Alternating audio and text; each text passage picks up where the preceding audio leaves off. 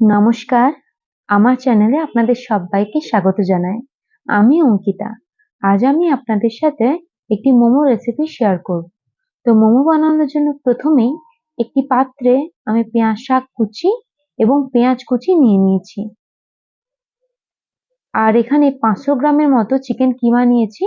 প্রথমে অল্প চিকেন কিমা দেব, নিয়ে উপর থেকে লঙ্কা গুঁড়ো, জিরে গুঁড়ো, পরিমাণ মতো নুন দিয়ে দেব, নিয়ে বাকি চিকেনটাও দিয়ে দেব। নিয়ে ভালো করে মাখিয়ে 20 মিনিটের মতো ঢাকা দিয়ে রেখে দেব। এখানে আমি ময়দাটাকে সাদা তেল এবং নুন দিয়ে মেখে 1 ঘন্টার মতো ঢাকা দিয়ে রেখে দিয়েছিলাম।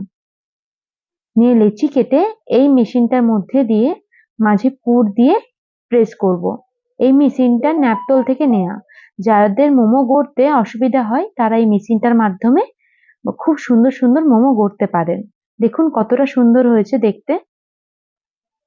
তো সব মোমো আমি এখানে বানিয়ে নিয়েছি। এরপর এটা স্টিম হতে দিয়ে দেব। আমি 15 মিনিটের মতো স্টিম করতে দিয়ে দিয়েছিলাম। এরপর রেডি আমাদের গরম গরম মোমো। যদি আমার ভিডিও আপনাদের ভালো লেগে থাকে অবশ্যই লাইক, শেয়ার এবং সাবস্ক্রাইব করে দেবেন। ধন্যবাদ।